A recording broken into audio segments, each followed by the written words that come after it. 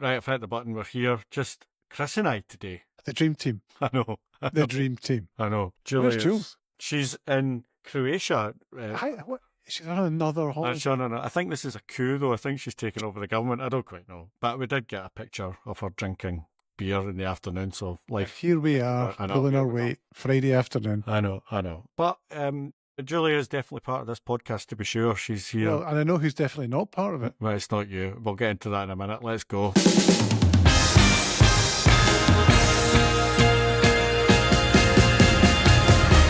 Welcome to the Good Brand Podcast. Good is a brand consultancy based in the United Kingdom. We do lots of nice work for lots of nice people, some of which you're going to hear from today. I am joined for some of this podcast by Mr. Christopher Lumsden. Hello. Not for the main part of it. Not for the main part, which is hosted by myself and Ms. Julie Murdoch, who is swanning around Croatia doing stuff, because doing this podcast looks quite hard. So today we're lucky to talk to one of our clients, Caroline Jones from Anatomical Concepts, and I'll let Caroline introduce herself in a bit, but I just think it's a really interesting conversation. You're going to hear about how organisations use brand, and while it's maybe one of our more smaller clients, the impact it's had has been fantastic for the business. So, will we just crack on? Anything else you want to say? Why not? No, let's hear it. All right. Let's come back after. Okay. Thank you for joining. Let's kick off. Who are you, and what do you do, and where do you work? Okay, I am Caroline Jones, or you know me as CJ. I am one of the co-directors of Anatomical Concepts based in Glasgow, so neighbours of yours. And we are here to provide technology, lab technology, and a really personalised service for people following a life-changing illness or injury. So we work with the NHS, with the spinal units, and with a lot of people at home to provide rehab equipment to help them improve their potential following illness or injury, and also to improve their long-term health outcomes. And we first met 5 years ago. Yeah. You were kind of looking, well, what were you looking for? And what spurred you to find it? Sure. So at the beginning of 2020, Derek, who's my co-director, and I had bought out his original partners and founders, which will be nearly 30 years ago this December. And they'd been looking at succession planning, and we had been looking at driving and building the business. So it was the right time to make that change. And we had this 25-year-old business with a good reputation, a lot of heritage, but we'd also shifted. What we were doing was quite different to what we'd done in the previous 2 decades. We wanted it to have more of our tone of voice, our values. We wanted to drive some growth. We wanted to bring new people in. And we just didn't feel that the brand that we have, both in our tone of voice and visually, did anything for us. So we specifically set out, I guess, kind of luckily knowing that we needed to do a brand piece and knowing that it was bigger than just a logo. And I had specifically Googled Glasgow because one of our values, I guess, was to work with businesses local to us, to have people we could speak to face, and who could probably understand our tone of voice and our particular vernacular, perhaps, without too much difficulty. And that's how I found good. So what was missing? Because you had a company, and for all the time we worked with you guys are always busy. And to dedicate the time to go into that, I mean, what was missing? What did you feel that needed to take that breath before kind of moving on with the business after the buyout? Well, that's a really good question. I don't want to say personality, because it's bigger than that. And I did reflect. I went back through some of the original scoping and some of our, really early work together. And I think I remember the feeling of it. I remember talking to you all about it and went, this is completely new for you all. And we were so deeply passionate about it. And we really wanted to do a better job, because we knew if we did a better job of talking about it, we would find more people to help again. That seems very kind of, of course it's a business, right? So the help part is we need to drive sales, we need to make a living. But at the same time, and I did capture that as well, is that we're happy also to say no. And I think that was a really big part of who we are, is we're not just here to sell you something. We are here to guide you at a point where maybe that guidance is not necessarily impartial, or there's a lot of noise, and we're just going to say, hey, it's fine, take a breath. And you helped us capture that and live it, which is it's quite a unique thing. The energy in the room in the first meeting, we tried to bottle it. I mean, that was really our job of trying to do it. And it was the passion was there, the empathy was there, the knowledge was there, the expertise was there. But we were in the room for an hour and a half, and it was like, how do you get all that? You can't physically go out and do an hour and a half of that. So how do we give people that taster of that, of who you are and what you stand for, so that at least they're kind of going, these people, we want to know more about these people. And I think that was the challenge that we had for us, but it was pretty straightforward because it was there. You've nailed it there, because it's exactly who you are and what you stand for. Derek and I individually, as individuals, knew who we were and what we stood for. And we knew how we wanted that to be built into the business. And it was pulling that all together. And now it's like, well, the business does know who it is. And collectively, we know what we stand for. And that's a really powerful thing to have. That obviously, and you've touched on it there, the business as a whole was going through quite a transition at that time in terms of ownership, etc., and looking to grow the team and build the team. And was that kind of one of the, how, from onboarding new people, from the informing the recruitment process from your side, is that something that you envisaged that this would help, and has it then helped that subsequently as you've grown the team? Yes, absolutely. For me personally, I want to work for a business that I feel passionate about. So, I mean, our mission and our values are on the front cover of any official document we have. It's like, this is front and center. This is who we are. If you don't feel good at getting past that first page, probably the fit's not right. And we wanted it to, I discussed this last week in the office with Jackie, our office manager. And we're looking at recruiting just now, and we were looking at job descriptions. Like, okay, actually, we need to change this language, because this is all about what the job is. This is all about the tasks that we're going to do. But you need to know what it feels like. You need to know the why. You need to have, and the person that comes in needs to deeply connect with that, because there are conversations that will happen in the office that I think to some more commercially driven minds would be like, well, that's insane. Like, why would you say no to that? Or why would you bring in more challenge in that way? Or why are you going out of your way to do this? And it's like, well, that's because that's who we are. And if we figure this out for one person, we will figure it out for more. There's a little bit of discomfort in that sometimes. So a lot about working in this environment is about feeling. And there's not really any getting away from that. So yeah, it is. It's front and center of the way in which we tell people about the job, how it is put together, and how we recruit to get that fit of a person to come in. And when you went through the process, had you been through a process like this before? Yes, but not good ones. And it's not to say any of the companies that I worked with in the past on either side of the table were good or bad. I think a lot of them had really good intention, but we, in a way, were privileged as a small business that if we decide to do it, that's what's getting done, and everyone's accessible and everyone buys into it. And some of the larger organizations, it wasn't always communicated well as to why it was valuable. You weren't necessarily brought in to give your input, your reaction, your feeling, or what even you might be doing in your job day to day, which is a big part of what that company did. So there wasn't the same buy-in, and there wasn't the same heart put into it. It was much more kind of clinical, or it was very sticky notes on the whiteboard thing, which I'm sure is why I have an aversion to sticky notes on a whiteboard. Even though I do it myself now sometimes. They have their place. They have their place, don't they?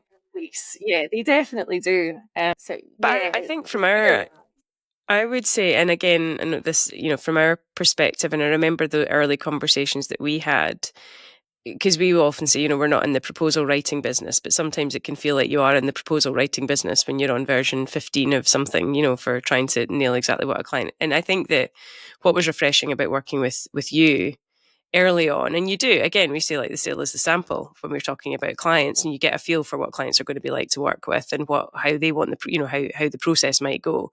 And I think, you were very clear on what you needed the output to be, even though you didn't know necessarily what that process would look like. And I think we had a couple of versions of an outline of a kind of, this is how it might work. Here's the process. Here's the steps in the dance. This is what the kind of key deliverables are. And then I think, we then moved to kind of sign off and get the ball rolling really quickly. And I think, again, that the kind of that early part of the process, in terms of, like you say, you weren't being very prescriptive of how you wanted the process to work, but you were very clear in terms of how you needed the output to drive the business forward, which I think is a really good starting point for us to kind of work back from. We knew we were employing the experts and we trusted you. So we knew we had to put a lot of our thinking, like we think this, just off to the side a little bit, because we understood we'd be open to some criticism. We already knew what a lot of that was in advance of you even coming in. So it's like, all right, big girl pants on, just take it on the chin. This is why you're doing it, And it was always our aim for you to lead it and us to really fully participate in it and be honest in our reflection so that you could also do a better job.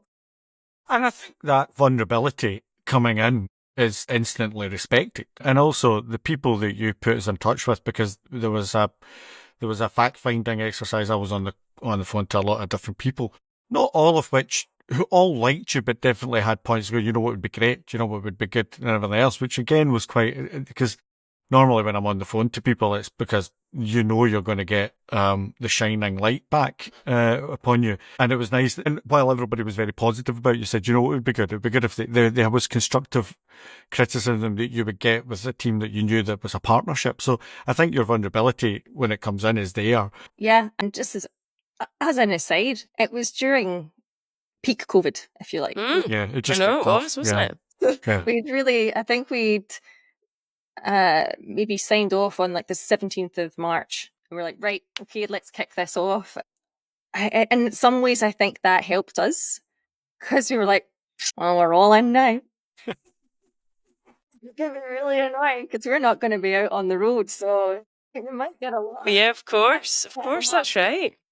And that could have been, there could have been a feeling of disconnect. We purposefully look for a local company to work with so we could have those conversations across the table, but it wasn't necessary. It wasn't actually necessary. We managed to do this really powerful piece of work on a screen together. And I do remember all of that scoping work, all of these conversations that came back, and just feeling kind of relieved. I'm like, oh my goodness, thank goodness that's what people think. Because that's what it's felt like, but we don't really know because we've never actually asked. Yeah.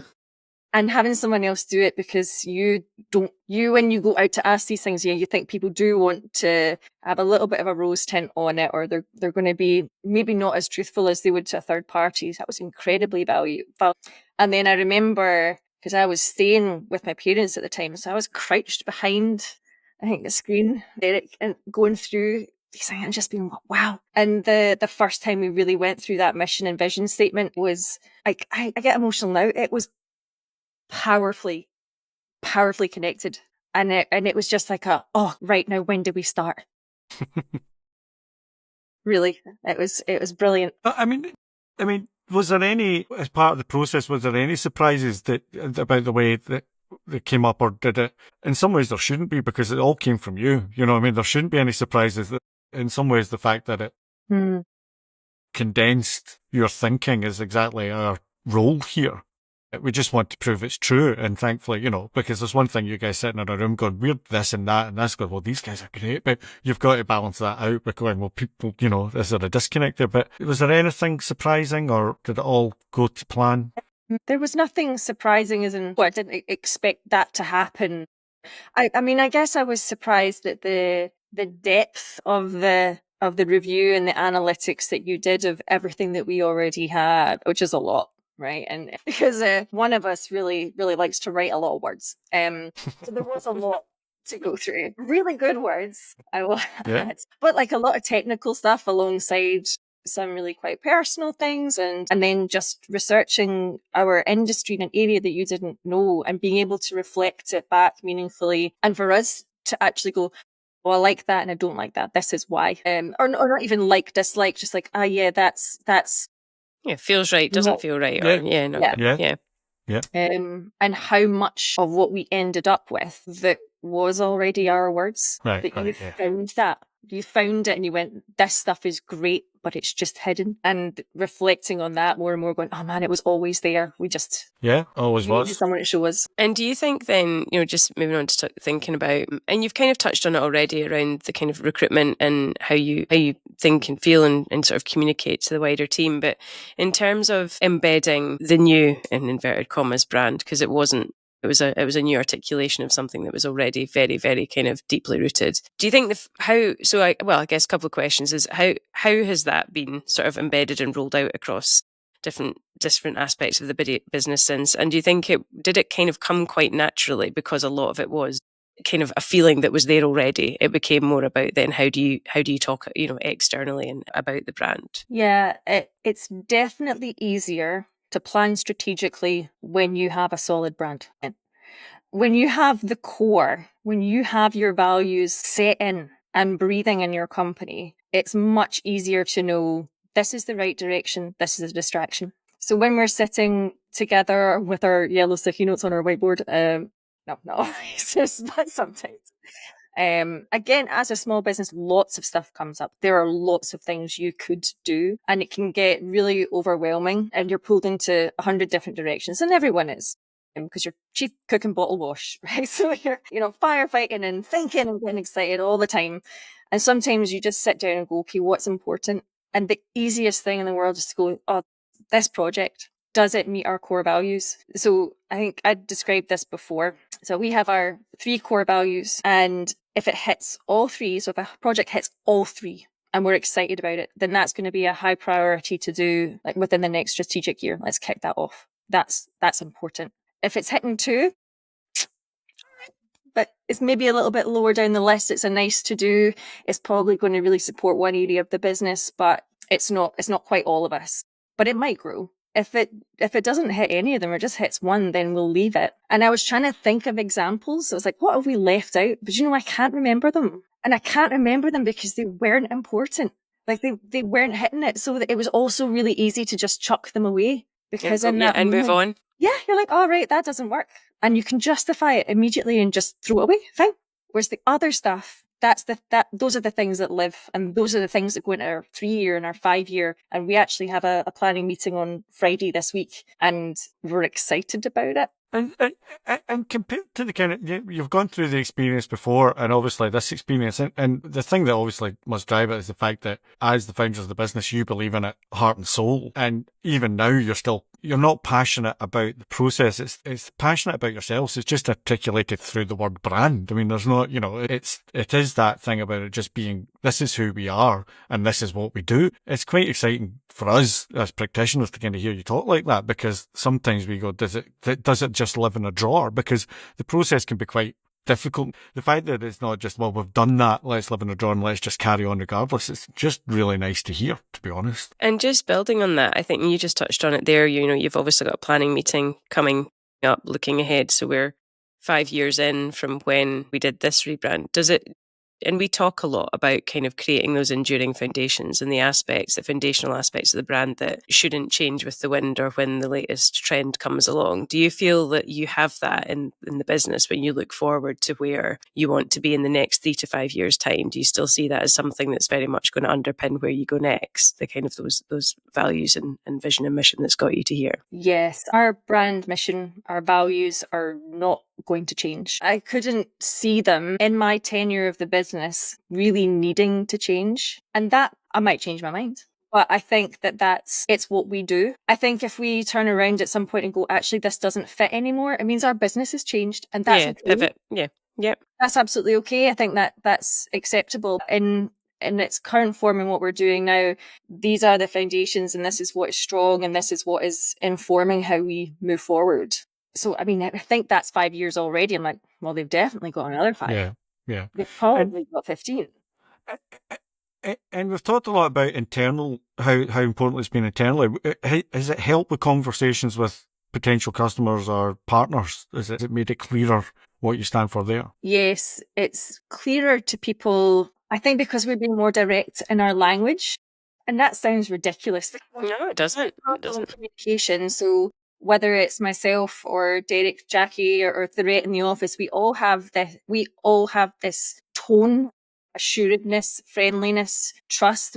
We all kind of say the same types of things, and it feels cohesive. So I'll get into conversation and they'll go, "Oh, you know what? Jackie did say that to me," or "I understand, yeah, or such and such," and you feel it coming back to you.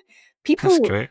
People use our language back to us all the time, and it's lovely because it must be nice to hear. Yeah, that must be nice to hear it coming back. Yeah.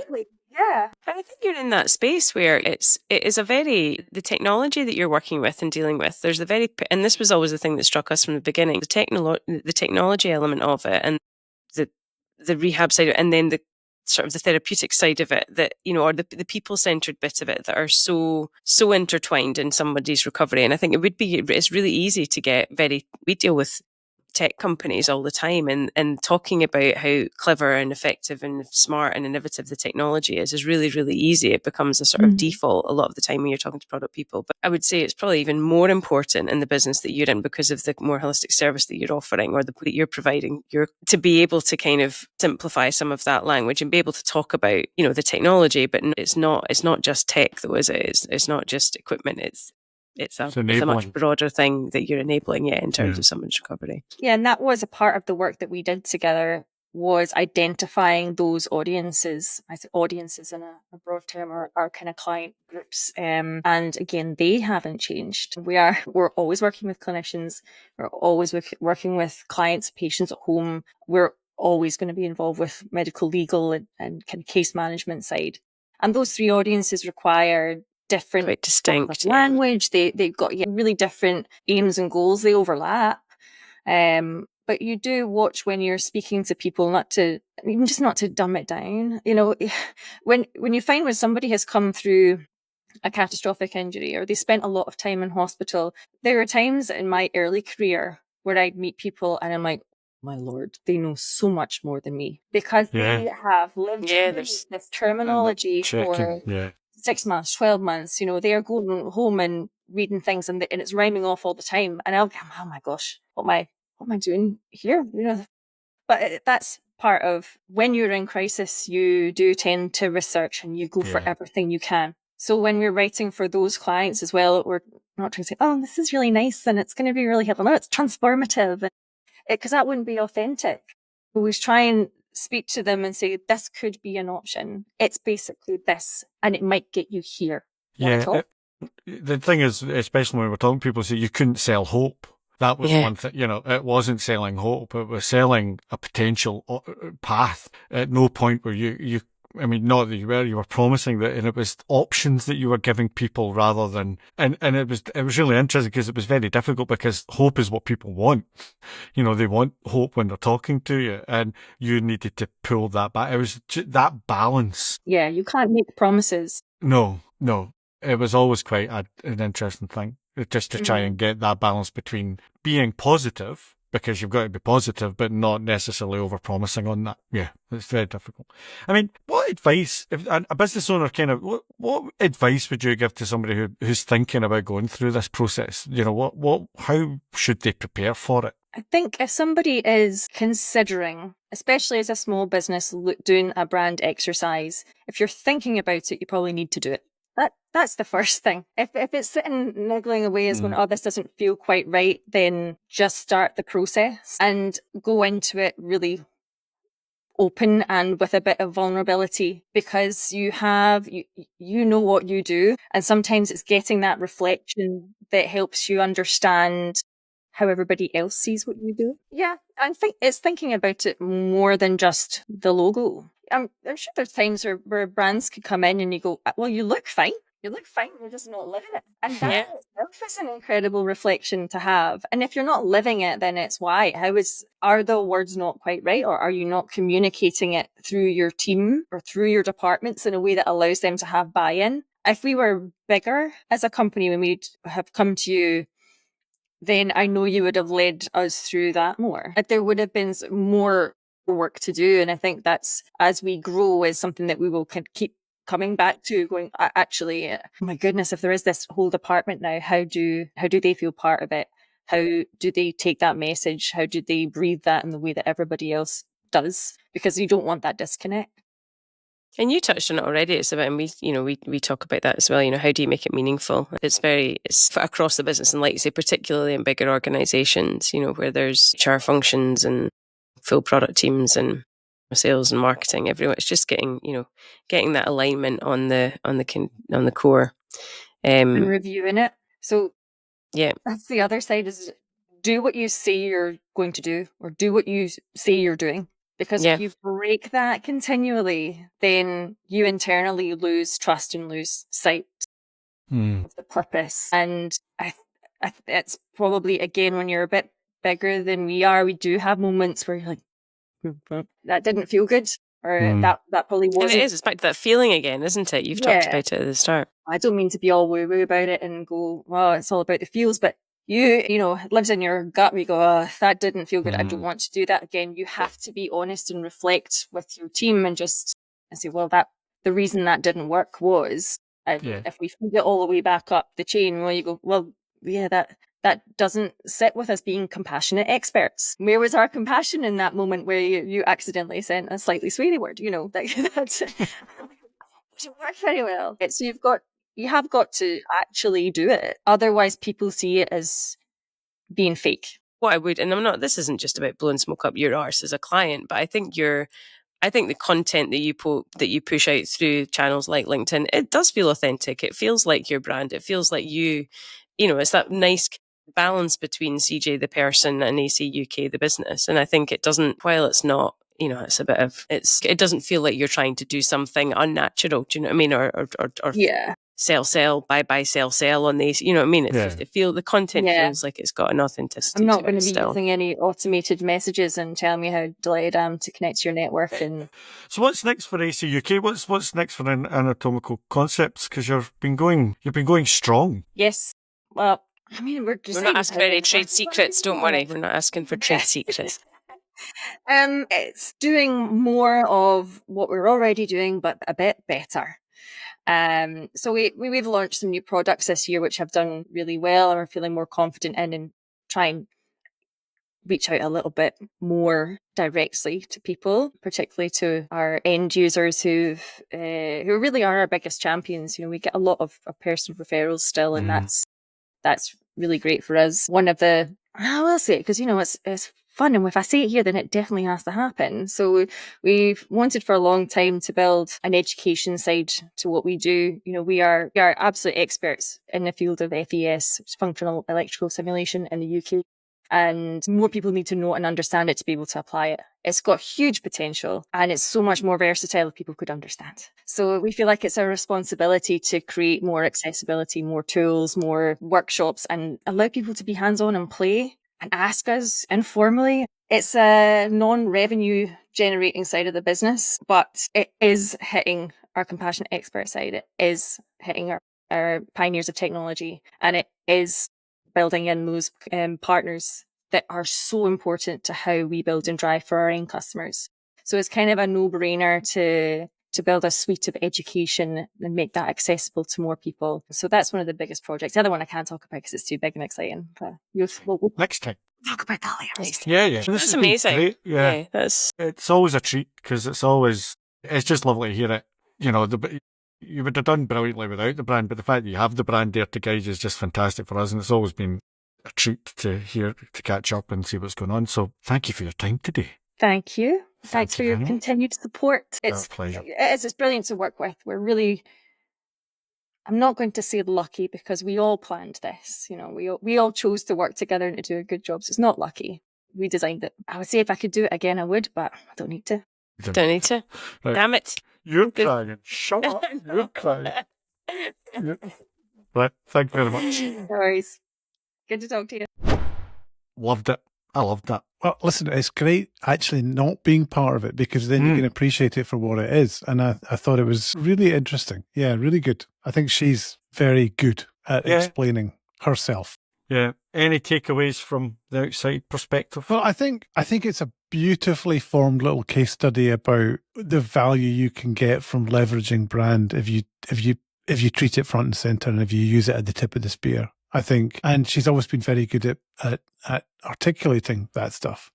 And listen, I think, we were, as an organization, pretty blessed when they turned up and when we met, because it's not lost to me. I think as an organization, they were in a difficult place, or they were in a place where evolution was needed and change was needed. I think, them as a team, as a management team, knew they needed, and she said it herself, they needed to do something more than just redesign the logos. And then I think she as an individual is very sort of temperamentally suited to working with us. I think there's a great synergy there, and she's able to articulate and talk and distinguish between the abstract and then the practical application of the work as we do it. She's able to switch between these two things really, really comfortably. And I think that's relatively unusual for some of the clients we work with.